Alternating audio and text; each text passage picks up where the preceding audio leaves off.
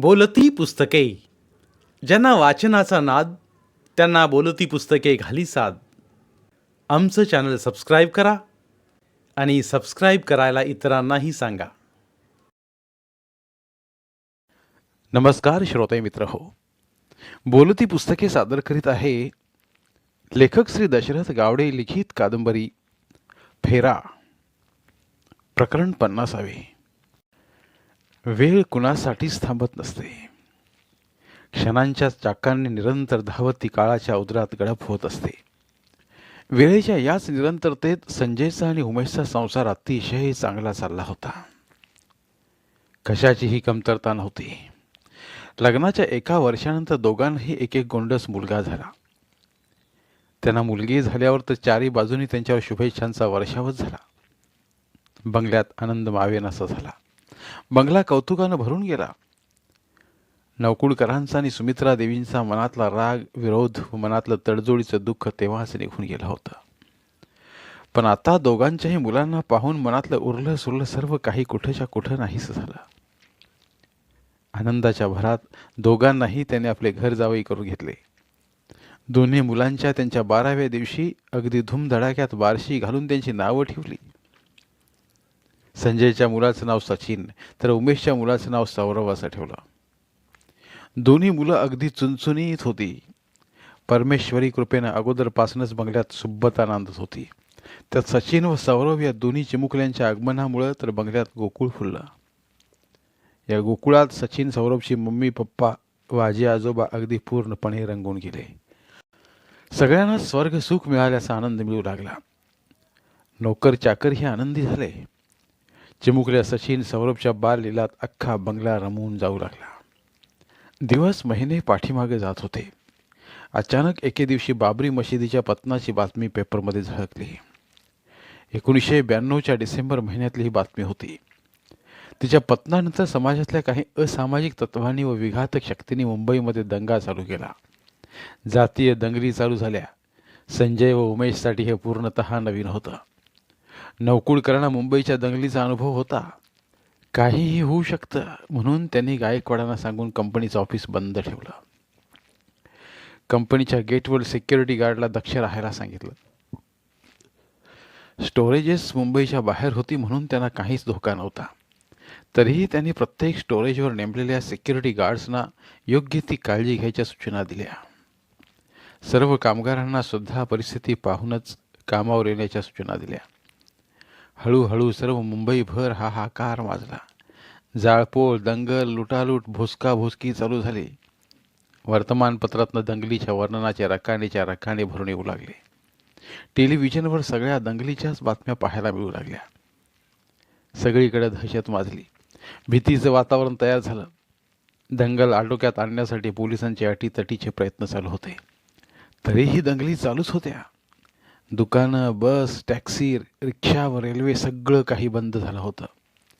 जीवनावश्यक वस्तू मिळणं मुश्किल होऊन बसलं होतं. उत्तर प्रदेशात असल्या बाबरीचं पतन झालं होतं आणि त्याचे पडसाद मुंबईत उमटले होते. पोलिसांच्या प्रयत्नांमुळे हळूहळू दंगल आटोक्यात येऊ लागली. जनजीवन काहीसं पूर्ववत होऊ लागलं. दळणवळणाची साधनं काही प्रमाणात चालू लागली. दंगल आटोक्यात येऊन आता भीतीचं वातावरण निवळणार आणि जीवनावश्यक वस्तू मिळणार म्हणून सर्वसामान्यांनी सुटकेचा निश्वास टाकला. तेवढ्यात डोंगरी विभागात 2 माथाडी कामगारांची धारदार शस्त्रानं भोसकून हत्या करण्यात आली. पाठोपाठ रात्रीच्या अंधारात जोगेश्वरी विभागातली राधाबाई चाळ पेटवण्यात आली. त्यामध्ये स्त्री, पुरुष व लहान मुलं मिळून 14 जणांचा होरपळून मृत्यू झाला. या दुर्दैवी घटनेमुळे काहीशी पसरलेली वादळापूर्वीची जी शांतता होती ती पूर्णपणे भंग पावली व पुन्हा दुप्पट जोमानं दंगल भडकली. म्यान होत चाललेली शस्त्रे पुन्हा हातात तळपायला लागली. पुन्हा भोसकी, कापाकापी, जाळपोळ चालू झाला. मनात धास्ती घेऊन दुकानं उघडल्या दुकानदाराने आपापल्या दुकानांची शटर्स पुन्हा धडाधड बंद केली. पुन्हा जीवनावश्यक वस्तू मिळणं बंद झालं. सगळीकडे स्मशान शांतता पसरली. काही प्रमाणात चालू झाली दळणवळणाची साधनं पुन्हा जागच्या जागी ठप्प झाली.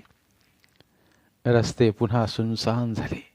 रस्त्यावरनं फक्त पोलिसांच्या व्हॅन्स, ॲम्ब्युलन्स आणि फायर ब्रिगेडच्या गाड्या सायरन वाजवत धावताना दिसू लागल्या. भीतीचं दहशतीचं वातावरण पुन्हा सगळीकडे पसरलं. आपापल्या इमारतींच्या गेटवर बसून तरुणांचे दिवस रात्र पहारे चालू झाले. जो तो अनोळखी माणूस एकमेकांकडे संशयानं पाहू लागला. पेपरमधल्या बातम्या वाचून आणि टी व्हीवरील दंगलीची दृश्य बघून सर्वसामान्यांच्या मनात भीती व दहशत घर करून राहिली होती. ते सर्व वाचून व पाहून त्यांच्या अंगाचं पाणी पाणी होत होतं. भयभीत चेहऱ्यानं बरेच जण मिळेल ते साधन पकडून मुंबई सोडून आपापल्या गावी पळू लागले. दंगलीचे लोण मुंबईला लागून असलेल्या ठाणे शहरापर्यंत पोहोचले. सगळीकडे पुन्हा हाहाकार माजला. काही केल्या दंगल थांबत नव्हती. पोलिसांनी संचारबंदी लागू केली. दिसता क्षणी गोळ्या घालण्याचे आदेश देण्यात आले. तरीही दंगल आटोक्यात येत नव्हती. पोलिसांची कुमक कमी पडत होती. त्यांच्या जोडीला SRP मागवली होती. तरीही दंगल चालूच होती. शेवटी दंगल आटोक्यात आणण्यासाठी देशाचं रक्षण करणारी आर्मी मागवली. आर्मीनं पूर्ण मुंबई व ठाण्याच्या रस्त्यावरनं फ्लॅग मार्च केला. दोन्ही शहरं ताब्यात घेतली. कर्फ्यू लागला. दिसेल त्याला गोळ्या घालण्याचे सरळ आदेश आर्मीला दिले गेले. आर्मीला काही ठिकाणी गोळीबार करावा लागला. आर्मी पाहून सर्व वातावरण हळूहळू निवळू लागले. अंतिम पर्याय असलेला लष्करी उपाय कामी आला. विस्कटलेली घडी पुन्हा हळूहळू सुरळीत होऊ लागली. दंगल शांत करण्यासाठी लष्कराला बोलवावं लागलं. यावरनं दंगलीची तीव्रता किती होती याची प्रचिती येते. या दंगलीची तुलना स्वातंत्र्य प्राप्तीनंतर देशाच्या फाळणीच्या वेळी झालेल्या दंगलीशी केली जाऊ लागली.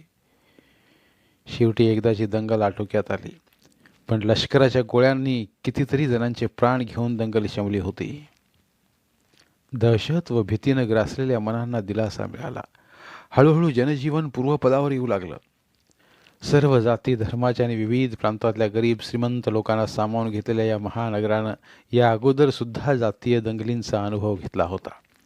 पण यावेळची ही दंगल एवढी भयानक होती की ती शेकडो लोकांचे प्राण घेऊन गेली होती. कितीतरी जण आयुष्यातनं उठले होते. हजारो लोकांची रोजीरोटीची साधनं जळून खाक झाली होती. हजारो कुटुंब उघड्यावर पडली होती, उद्ध्वस्त झाली होती. करोडो रुपयांच्या मालमत्तेचं नुकसान झालं होतं. दंगलीमुळं शहराचं भयानक रूप झालं होतं. सगळं शहर विद्रूप दिसत होतं. दंगल सगळ्यांचंच खूप मोठं नुकसान करून गेली होती. या दंगलीमुळं झालेल्या खोलवरच्या खुणा मनात कायमच्या साठवून घेऊन कितीतरी कुटुंब नव्यानं जीवन चालू करीत होती. दंगलीच्या काळात वर्तमानपत्रातल्या बातम्या वाचून व टेलिव्हिजनवर दाखवले जाणारे दंगलीचे व जाळपोळीचे भयानक प्रसंग पाहून संजयचा व उमेशचा अंतरात्मा ढवळून निघत होता. दंगलीचा हा प्रसंग मुंबईतल्या त्यांच्या जीवनातला पहिलाच प्रसंग होता. दंगलीचे प्रसंग पाहून त्यांच्या जीवाला चुटफूट लागून राहिली होती. परिस्थिती पूर्ववत झालेली ज्यावेळी त्याने टेलिव्हिजनवर ऐकलं व वर्तमानपत्रांमध्ये वाचलं त्यावेळी ते परिस्थितीचा आढावा घेऊन गाडीतनं ऑफिसला गेले. सर्व स्टाफही मनात धाकधूक घेऊनच ऑफिसला येऊ लागला. सर्व चाकरमानही मनात धाकधूक घेऊनच कामाला जाऊ लागले. हळूहळू सर्व काही पूर्ववत होत गेलं. फेब्रुवारी संपून मार्च महिना लागला होता. दंगल थांबून 2 महिने होत आले होते. दंगलीच्या जखमा विसरून सर्व मुंबई निर्धास्तपणे धावत होती. चाकरमानी बिनधास्तपणे कामावर जात येत होते. मुंबईच्या जीवनवाहिन्या समजल्या जाणाऱ्या लोकल रेल्वे अगदी पहिल्यासारख्याच माणसांनी ओसंडून भरून वाहत होत्या. बेस्टच्या लाल भडक बसेस, काळ्या पिवळ्या टॅक्सी, रिक्षा व श्रीमंतांच्या गाड्या रस्त्यावरून सुसाट धावत होत्या. माणसांनी सर्व रस्ते फुललेले. सर्व काही नेहमीप्रमाणेच चाललेलं. जो तो व्यग्र वेळापत्रकानुसार आपापल्या कामात गुंतलेला. तेवढ्यात कुणाच्याही ध्यानीमनी नसताना वेगवेगळ्या ठिकाणी प्रचंड बॉम्बस्फोट होऊन संपूर्ण मुंबई शहर पूर्णपणे हादरलं. क्रूर कर्म्या दहशतवाद्यांनी ठिकठिकाणी लपवून ठेवलेल्या टाईम बॉम्बचे जबरदस्त स्फोट घडवून आणले होते. दंगलीनंतरच्या 1.5-2 महिन्यातच पुन्हा एक जबरदस्त घाव मुंबई नगरीवर झाला. बॉम्बस्फोट झालेल्या ठिकाणी लोकांच्या रक्तामांसाचे सडे तुकडे पडले. हात पाय तुटलेले व शरीराच्या चिंधड्या झालेले मृतदेह पाहून लोकांच्या अंगाला कापरा भरला. मन हेलावून टाकणारी ही दृश्य पाहून लोक सुन्न झाले. त्यांना रडू कोसळलं. जिथं बॉम्बस्फोट झाले त्या ठिकाणी मोठमोठे खड्डे पडले व आगी लागल्या. तो दिवस होता 12 मार्च 1993चा.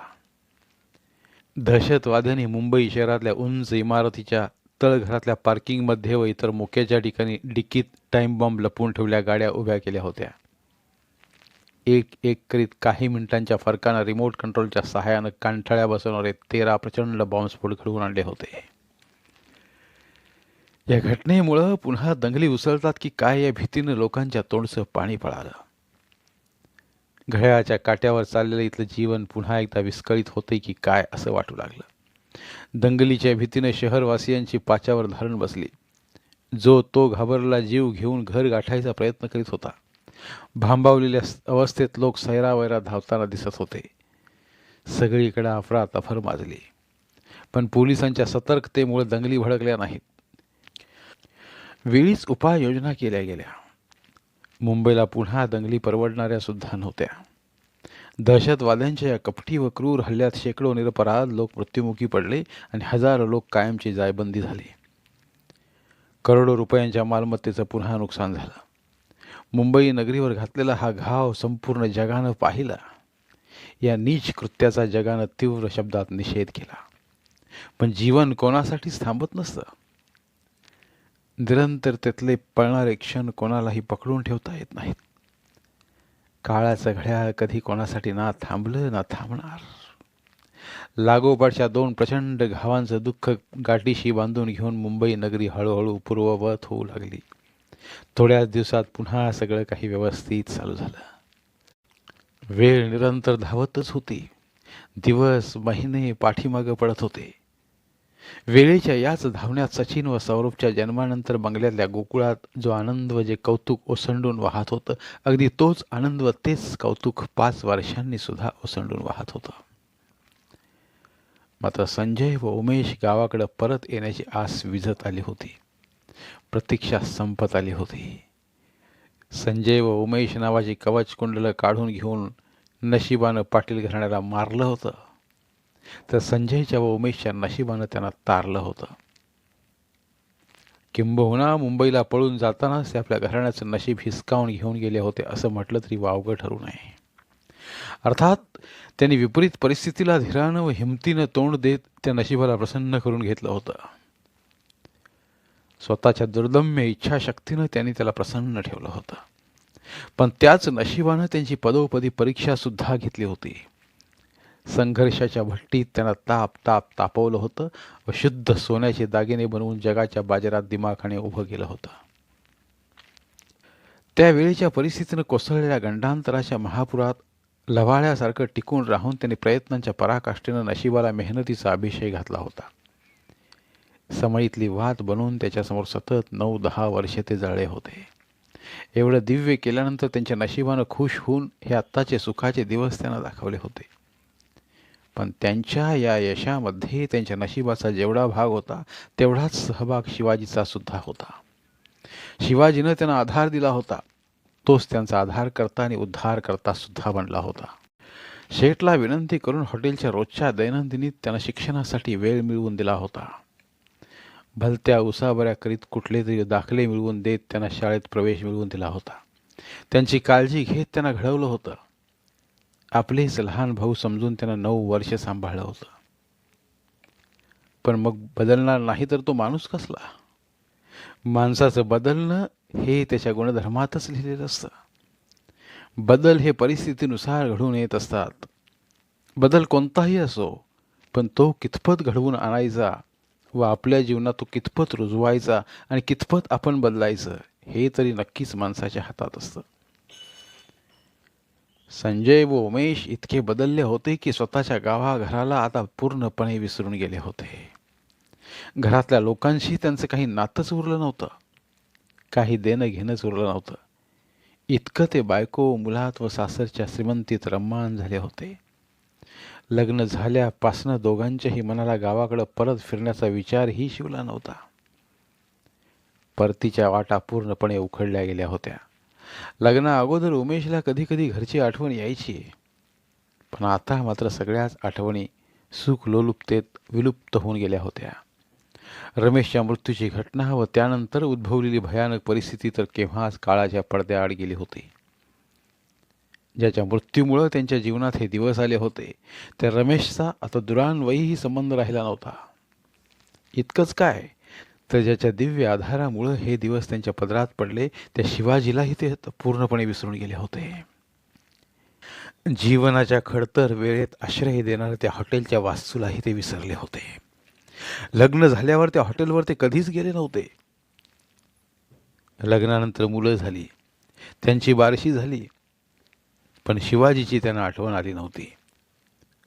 जिथं शिवाजी विस्मृतीत जातो, तिथं वेळोवेळी सुट्टी देऊन शाळा कॉलेज शिकण्यास मुभाव प्रोत्साहन देणारा आणि लग्नाच्या कागदपत्रावर सही करून आशीर्वाद देणारा बिचारा तो मद्रासी शेठ तरी कसा लक्षात राहील? आणि बदलणाऱ्या काळाची चाहूल व भविष्याचा वेध घेऊन त्यांच्या उज्ज्वल भविष्यासाठी मार्गदर्शन करणारे शाळा कॉलेजमधले गुरुजन तरी कसे लक्षात राहतील? जीवनातल्या कायमस्वरूपी बहरलेल्या वसंतासमोर वर्षातनं एकदा फुलणारा गावाकडचा वसंत निस्तेज पडत गेला होता व कालांतरानं तोही काळाच्या उदरात गडप झाला होता. शिवाजीच्या व शेठच्या मनातलं स्थान तर त्यांनी पूर्णपणे घालवून घेतलं होतं. लग्नानंतर ना फोन ना हॉटेलवर जाणं, इतकं ते संसार सुखात व सासरच्या श्रीमंतीत रम्मान झाले होते. ते इतकं बदलतील असं कल्पनेतही कधी शिवाजीला वाटलं नव्हतं. पण कल्पना ही कल्पनाच असते आणि सत्य हे सत्यच असते. दोघांमधलं अंतर न मोजता येणे एवढं लाखो मैलांचं. शिवाजीला त्यांची आठवण यायची, पण त्यांच्यावरच्या रागापोटी त्यानं कधी त्यांना फोनही केला नव्हता आणि त्यांना भेटायला सुद्धा कधी गेला नव्हता. त्यानेही शिवाजीची साधी चौकशी सुद्धा केलेली नव्हती. त्यामुळं शिवाजी त्यांच्यावर भयंकर नाराज होता. हे असलं त्यांचं वागणं पाहून त्याला मोठा भाऊ मानणं, शाळा कॉलेजमधल्या गुरुजनांच्या प्रती त्यांच्या मनात असलेली आदराची भावना, हॉटेल सोडून जाताना त्याला मिठी मारून रडणं, तुम्ही आम्हाला वडिलांप्रमाणे आहात असं शेठना बोलणं, न राहून भेटायला हॉटेलवर येणं, त्याला बोरिवलीला बोलावणं, हे सगळं त्यांचं नाटक होतं असं शिवाजीला वाटत होतं. हे सर्व वेळ मारून नेण्यासाठी त्यांनी बहुरुपयाचं सोंग घेऊन त्या वेळेपुरतं वठवलेलं एक पात्र होतं असं त्याला वाटत होतं. त्यांच्यामध्ये वेळेनं केलेला बदल होता हा. वेळ अशी बदलली होती की हॉटेलच्या ज्या वरच्या खोलीत गरमीमुळं नीट झोप लागत नव्हती, झोप पुरी होत नव्हती, त्या बदल्यात आता दोघांनाही वेगवेगळे थंडगार असे वातानुकूलित आणि प्रशस्त बेडरूम्स मिळाले होते. झोपायला जिथं एक वळकट होती, तिथं आता दोघंही मऊ मऊ लुसलुशीत गादीवर सुखानं झोपत होते. खरं तर ती लुसलुशीत गादी नव्हतीच मुळी, ती तर सुखाचीच गादी होती. दोघंही सुखाच्या गादीवर अगदी मनसोक्त लोळण घेत होते. श्रीमंतीची चादर उडून सुखाच्या उबीला गाढ निद्रा घेत होते. एकेकाळी लोकांनी खाऊन ठेवलेल्या उष्ट्या खरकट्या प्लेट्स जिथे हे उचलून टेबल साफ करत होते, तिथं त्यांनीच खाऊन ठेवलेल्या उष्ट्या खरकट्या प्लेट्स त्यांचे नोकर चाकर उचलत होते. सगळी सुख त्यांच्यासमोर हात जोडून उभी होती. बदललेल्या वेळेनं सगळी सुख त्यांच्या झोळीत टाकली होती. काळ प्रवाहात वाहत गेलेल्या धाराने अधोरेखित केलेला त्यांचा खडतर जीवन प्रवास, जीवनात आलेल्या गोड व अवीट सुखामुळे दोघंही पूर्णपणे विसरून गेले होते. सुखानं ते अगदी पुरेपूर हुरळून गेले होते. भूतकाळातल्या दिवसांचं त्यांना भानच राहिलं नव्हतं. भूतकाळाबद्दल त्यांची मनं गोठली होती, विचार गोठले होते. सुखातल्या याच हुरळण्यानं ते स्वतःच्या जन्मदात्यांना सुद्धा विसरून गेले होते. स्वतःच्या गावाघराला त्यांनी वाऱ्यावर सोडलं होतं. जिथं माणूस आपल्या जन्मदात्यांना विसरतो, तिथं इतरांची काय गत? आक्रंदणारी मनं, हेलावणारी हृदय, फाटणारी काळीजं, पिळवटणारी आतडी, खंगलेली शरीर यांचा सुखाशी सुतरामही संबंध नसतो. संबंध असतो तो फक्त भयानक दुःखाशी. या सर्व गोष्टींचा संबंध होता तो पाटील घराण्याच्या फाटक्या नशिबाशी, काळजाचं तुकडं हरवून जीवाला लागलेल्या घोराशी, चिरवियोगाच्या दुःखाशी, तरण्या ताठ्या पोरीच्या विकलांगतेशी, जीवन फुकट गेल्याच्या भावनेशी आणि अंधाऱ्या भविष्याशी. भूगर्भातल्या पाषाणांच्या अनेक चिरांमधनं वाट मिळेल तसे पाण्याचे प्रवाह जसं वाहत जातात, अगदी तसंच काळाचा सिना चिरत तुडुंब भरल्या दुःखाच्या डोंगरदऱ्या पार करीत पाटील घराण्याची जीवनगंगा अविरत वाहत होती. दुःखानं भरून वाहणाऱ्या जीवनधारेत संजयला उमेशला घर सोडून जाऊन आता 18 वर्ष पूर्ण झाली होती. 18 वर्ष म्हणजे दीड तप. या दीड तपात पोरं आज घराकडे येतील, उद्या येतील अशी वाट पाहत रुक्मिणी आत्तापर्यंत तग धरून होती. पण आता मात्र त्यांच्या घराकडे येण्याची तिच्या मनातली आस विझली होती. मनातला विश्वास पूर्णपणे ढासळला होता. अशाही अवस्थेत हृदयातनं वाहणारे पोरांबद्दलचे प्रेमाचे झरे अगदी पहिल्यासारखेच वाहत होते. पण मनातल्या आशेचे झरे मात्र आता पूर्णपणे आटून गेले होते. माणसाच्या मनातला विश्वास धीर सुटला की आपण हरल्याचा, संपल्याचा त्याला भास होऊ लागतो. तसंच आता रुक्मिणीचं झालं. 18 वर्षे ती त्याच विश्वासावर होती, पण तोच ढासळल्यावर तिनं आता परिस्थितीपुढे हात टेकले व अंथरून धरलं. पोरांना धरून नेऊन नक्कीच धरणाच्या आराला दिलंय असा आता तिचा पूर्ण ग्रह झाला. पोरं आता कधीच परत येणार नाहीत. त्यांना आता पुन्हा बघायला मिळणार नाही.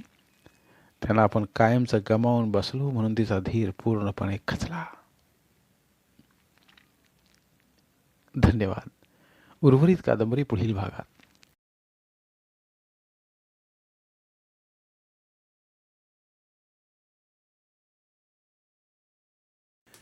धन्यवाद. प्रिय श्रोते मित्र हो, आपल्यासाठी एक आवाहन. आमच्या चॅनलच्या प्लेलिस्ट विभागात तुमच्यासाठी शेकडो कादंबऱ्यांचे ऑडिओ बुक्स उपलब्ध आहेत. तिथे प्रत्येक कादंबरीचे सर्व भाग एकत्रित मिळतील. त्यामुळे सध्या सुरू असलेल्या क्रमशः कादंबरीच्या पुढील भागासाठी वाट पाहण्याची गरज नाही. तुमच्या वेळेनुसार तुम्ही संपूर्ण कादंबरी सलगपणे ऐकू शकतात आणि साहित्याचा आस्वाद घेऊ शकता. कृपया आमच्या चॅनलच्या होमपेजवर जाऊन प्लेलिस्ट चेक करा आणि तुमची आवडती कादंबरी निवडा. धन्यवाद.